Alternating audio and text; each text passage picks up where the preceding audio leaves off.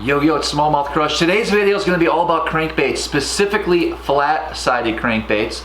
Baits that I throw a lot, especially in the colder water months. So anytime the water temp's 40, 45 degrees or less, you know, wintertime, early spring, a flat-sided crankbait is going to come into play.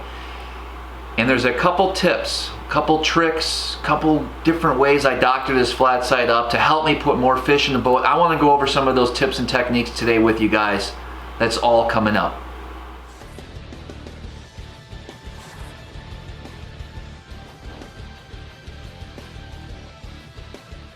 Cold water cranking, this is the box right here, flat-sided box.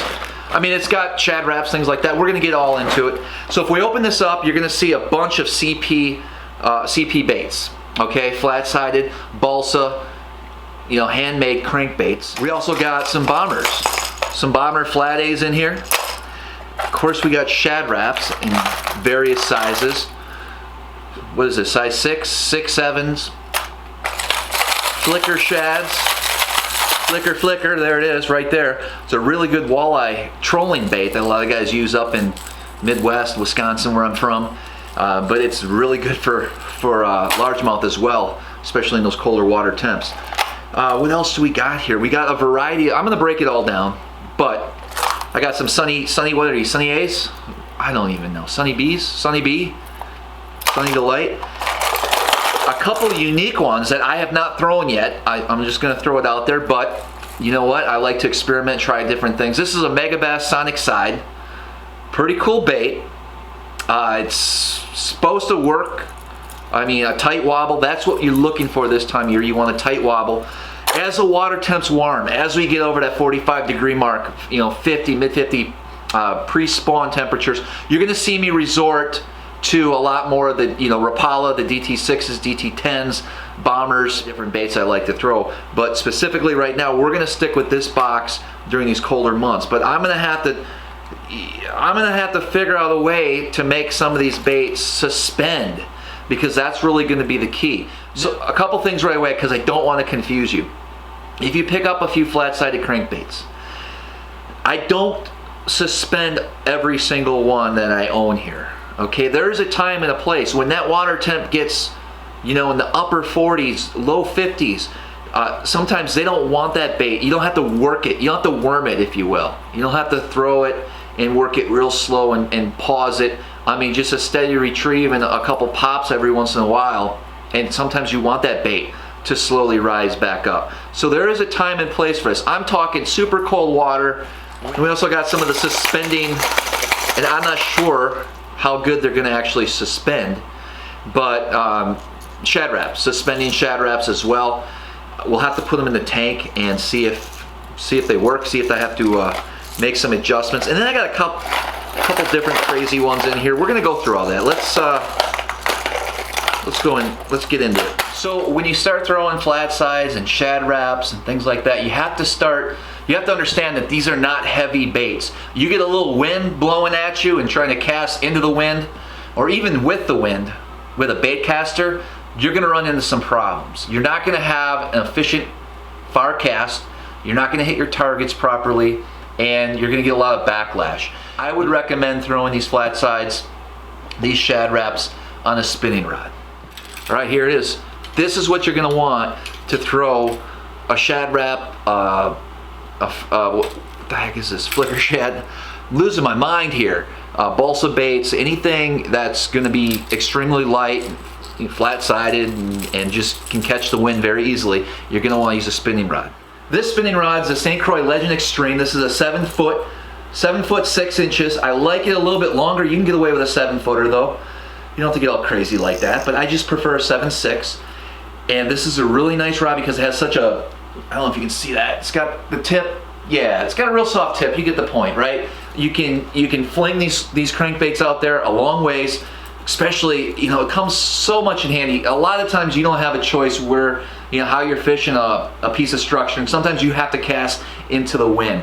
That's when a spinning rod and these lighter size crankbaits are gonna come into play and gonna really help you make better casts. I like to use monofilament. 6 or 8 pound mono is probably the best. And one of the reasons is it's more manageable, I feel. And I think it also doesn't interfere with the action of the crankbait as much, especially when you're trying to make them suspend and you might be making some pauses with that crankbait. That's normally the key. That's why you want to make that bait suspend and why you want to work it back slowly, is because of that pause. And perhaps, you know, I don't know, I'm not down there watching it with my eyeballs, but I just feel that I think mono gives you a little bit better control of how that bait works in the water. And of course, if you're a fan of braid the fluoro, braid the mono leaders, go right ahead, do that, it'll work. This tip, as long as you have a real soft tip, I think you can get away with it, and you will actually increase your casting distance with braid. But for the most part, you'll just see me straight monofilament on that spinning rod. All right, we don't have to get into color so much. I mean, use colors that are, you know, that have worked in the past for your body of water. For me, it's gonna be a lot of shad colors. It's gonna be some perch colors. It's gonna be some brighter colors, some fire tiger, spring craw, orange. Just take this Shad Rap, for instance. This is a size 7. This is a Helsinki color, one of my favorite colors. You can see here I have triple grips on it. I put a little bit of weight here on the back hook. That's gonna allow me to get a little bit more distance. And then I doctored this up a little bit here. I threw a little bit of paint on here, gave it some sparkle, put a little bit of red underneath. So you guys know when I throw crankbaits a lot, I use triple grips, right? Firm believer in triple grips. Some of these Shad Raps, some of these balsa baits, some of these flat-sided baits, you're gonna see me with triple grips, and some are gonna have just a standard round bend. Why? Well, because I also throw these in warmer water months when the fish are a little bit more aggressive, and that's when I'm gonna go with a triple grip, because they're actually gonna inhale this bait and hold on to it. When I'm fishing cold water and running into finicky fish that may not be that aggressive, why can't I get this? You just shake it, shake it, shake it. Shake it like a Polaroid. Okay, here we go. No, it's not good either. Okay, so we'll take this Shad Rap, for instance. You can see here, I weighted the back to give me a little bit more, give me some help. This is gonna allow me to cast this bait a little bit further. But I have just straight round bends. And the reason being is because if I'm working this bait real slow, back in the water column, those fish, they might just come up and nose it, bump it. And a round bend's gonna allow you to get a hook in that fish a lot more efficient than if you had a triple grip where it's really designed when that fish inhales. You get the point. That's why I have different hooks on these baits depending on the situation, really time of year, and you know how aggressive those fish actually are. Started to allude to earlier, I do put weights on the back of a Shad Rap, and that allows me to get further distance. What it will not do is actually suspend the bait. It will, you can, like, I'll throw this in, well, we'll get to that. There's so much going on here, guys. I want to make sure I cover it all. So the Shad Rap, I will put the weight on the back of the hook to help me with casting distance. However, sometimes this weight's not enough to actually make this bait suspend. So if I want this to suspend perfectly in the water column when I stop my retrieve, I'm going to want to add belly weights just underneath the bill of the crankbait, and I want to add enough to make sure it suspends perfectly, right where I want it to be. Maybe just a slight rise. So doing that, and that's also, you know, having a weight on the back of the hook sometimes will also dictate how this bait moves in the water. So you want to pay attention to that. You want to take a look at the aquarium, which is what we're going to do when we're testing these baits out and trying to get them. Now on the balsa flat-sided baits that I have, the CP baits, for instance, that I like to use. This is a size, there's size 1, 2, and 3. I think that 3 is the larger bill. This is going to fish your 6, 8, possibly 10 feet of water, where I fish a lot in the colder water months. That's where a lot of my fish, especially on the tidal water, will be. So this is the bait that I'm gonna add some belly weights for the most part. This is the one I'm gonna be fishing the most in those colder water temperatures. Again though, I want you to keep in mind that when that water temperature is rising, I don't have all these suspending perfectly. This is an awesome bait when the temperatures are 50 degrees, and you're just throwing this as a regular crankbait. as you would any other crankbait, maybe with some pauses and things like that. And then when you stop it or it gets into cover, it'll float back up, and it'll float up pretty quick if you didn't have the weight on the belly. So what I want to do is do a quick demonstration on how I actually get these to suspend perfectly in the water. All right, so I got to give some credit where credit is due. I learned a lot of these tips and techniques on how to make a bait suspend, how to fish a crankbait in cold water from Epic Eric. And he's taught me a lot over the last couple of years, so I do want to give a shout out to him. Hopefully, I can get down to his fishing cave this year, this winter, and we're going to just put out a bunch of great content if I get a chance to do that. We're trying to figure out our schedules when we can do that. But he's got a lot of knowledge when it comes to doctoring up baits, things like that. So if you want to make this bait, so this is a CP flat side. If I want to make this bait suspend, the easiest way that I found is to get yourself some of these Storm suspend strips. They come, make the dots. All it is some lead that's got some stickiness to one side that allows you to apply it. So for instance, I know just from personal experience, it's going to take about 6, 7, maybe 8 strips to make this bait suspend. So I basically grab a strip. I grab one strip at a time, and I'm just going to start laying it down along the belly of this crankbait. Alright, so let's move this little drop shot out of the way. Hopefully you guys can see this. So I got 4 weights on here right now. I'm just going to throw it in there, and as you can see, it just comes back up just like, it doesn't even slow it down. It does not even slow it down. So we got a ways to go yet. Alright, so I'm just going to dry that off and continue with putting these strips on it. 5, 6, 7. Alright, there's 7. 7 on it. It's still not going to be enough, but just to show you, it at least isn't coming back up as fast. We're getting there. Now that's still a little fast. When I pause that bait, I want it to slowly float up, but maybe not. We're close. That could pass, but it's still, and you may want to label on it with a small fine marker and just put, slow rise, and then maybe, label 1 dead rise if it's just like, just real slow. So you kind of know if you want to, I'm not saying that this isn't going to catch fish. It certainly could. But I want to try to get it just to suspend perfect. So I'm not going to need 1 more full strip. I'm going to need probably a 1/4. I'm just going to take about half of it. Half of it I just cut off of there. Now we're going to see what we're up against. So now we got a sinker. Look at that. So close, but now it's a slow sink. That's not what I really want. Small piece of lead that I just shaved off. I'm not going to press it back on there tight because I may have to make adjustments. I just want to get the weight right. Try that. So that's pretty good. Look at that. Nice slow. It suspends and then just a very slow rise. That is, I'm going to call that good, guys. So I messed up, and I'm glad I caught this now so I can share with you guys, because I don't want you to make this same mistake.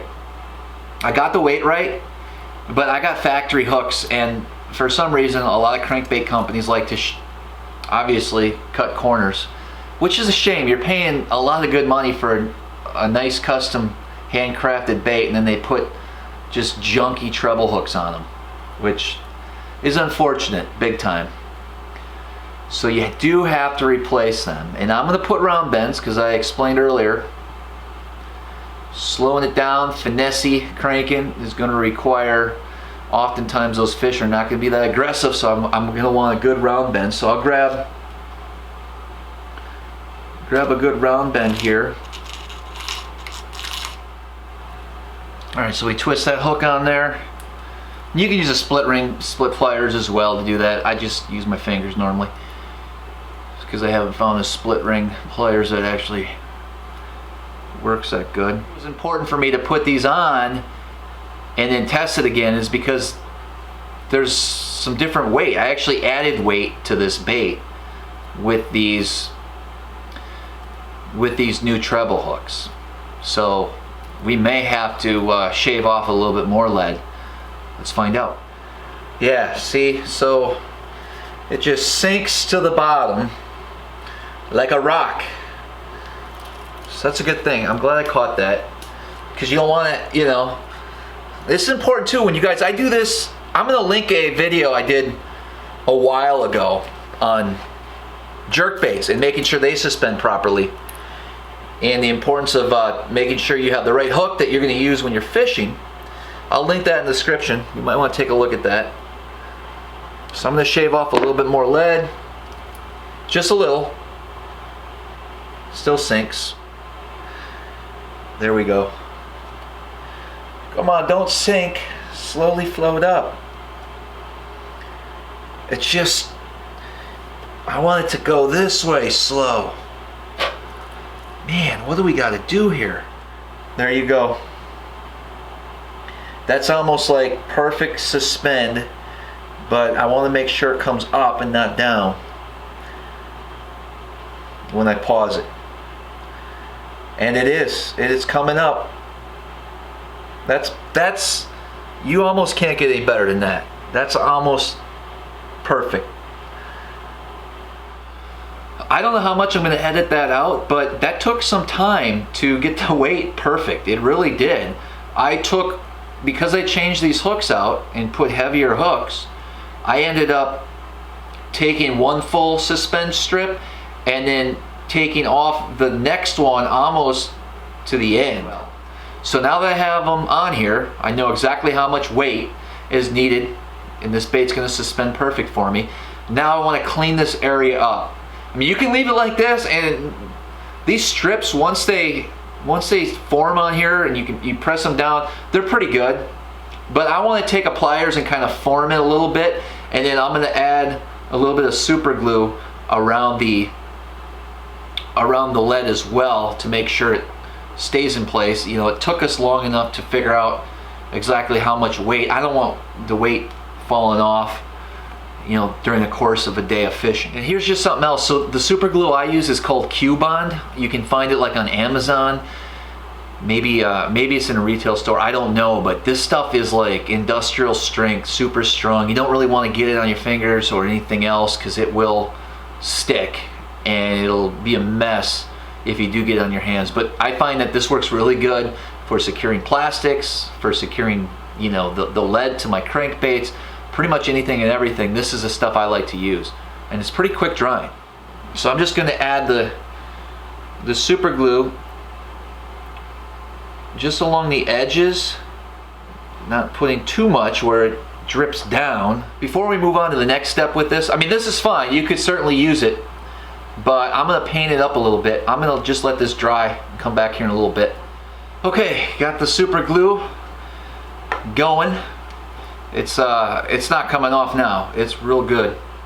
All right, now that I have the lead on here and it's hard, it's not going to move, you can fish it. It's good to go. I'm going to paint it a little bit. I'm going to put a little bit of red on there with fingernail polish, and then, and only then, will it be ready to go.